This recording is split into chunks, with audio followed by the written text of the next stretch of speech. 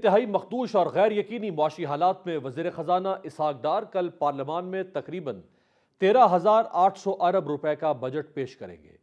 سخت معاشی بحران کے باوجود پی ڈی ایم حکومت کی جانب سے اس بجٹ میں عوام کو ریلیف فراہم کرنے کے دعوے جاری ہیں۔ جو رپورٹ سامنے آ رہی ہیں ان کے مطابق آئندہ مالی سال میں ترقیاتی بجٹ کے لیے 1155 ارب روپے مختص کرنے کا فیصلہ کیا گیا ہے۔ حالانکہ ملک کا خالی خزانہ اس خطیر رقم کی سکت نہیں رکھتا۔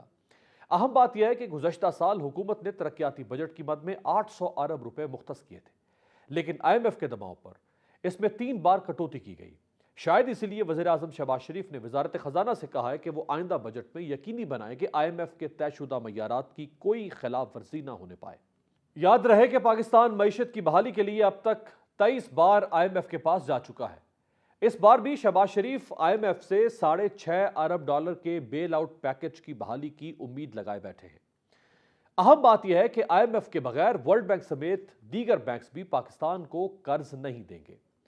بعض معاشی ماہرین خبردار کر رہے ہیں کہ کرنٹ اکاؤنٹ خسارہ 0 بھی ہو تو بھی ہمیں ادائیگیوں کے لیے 25 ارب ڈالرز کی ضرورت پڑے گی۔ اگر پاکستان آئی ایم ایف کے پروگرام میں نہیں گیا تو نئے مالی سال کی دوسری سہ-ماہی میں خدا نخواستہ ڈیفالٹ یقینی ہے۔ آئندہ مالی سال میں قرض اور سود کی ادائیگیوں کے لیے 7,300 ارب روپے خرچ کیے جائیں گے۔ مہنگائی کا ہدف 21% مقرر کیے جانے کا امکان ہے۔ 21% کا مطلب یہ ہے کہ ملک میں ایک بار پھر قیامت خیز مہنگائی ہوگی۔ ملک کے معاشی حقائق انتہائی تشویشناک ہیں۔ اگلے مالی سال میں ملک کی ترقی کا ہدف 3.5% رکھے جانے کا امکان ہے، لیکن ورلڈ بینک کی ایک رپورٹ کے مطابق پاکستان میں ترقی کی شرح اگلے سال 2% سے زیادہ نہیں ہو سکتی۔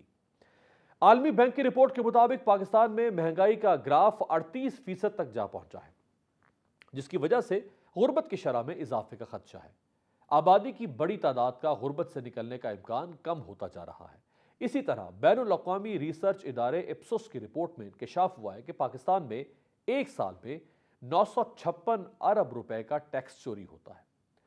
ٹیکس چوری کرنے والوں میں ریل اسٹیٹ، چائے، سگریٹ، ٹائرز، آئل اور فارما کے سیکٹرز شامل ہیں، یعنی ادویات کے سیکٹرز۔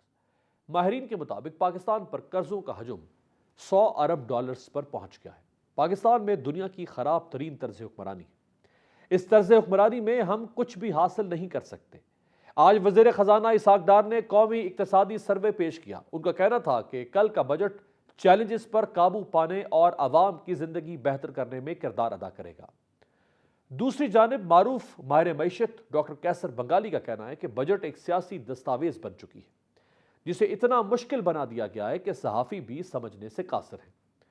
سادہ لفظوں میں ایک عام آدمی کے لیے بجٹ الفاظ کے گورکھ دھندے کے علاوہ کچھ نہیں، کیونکہ گزشتہ 1.5 سال میں گندم کا آٹا 56 روپے فی کلو سے بڑھ کر 180 روپے ہو چکا ہے۔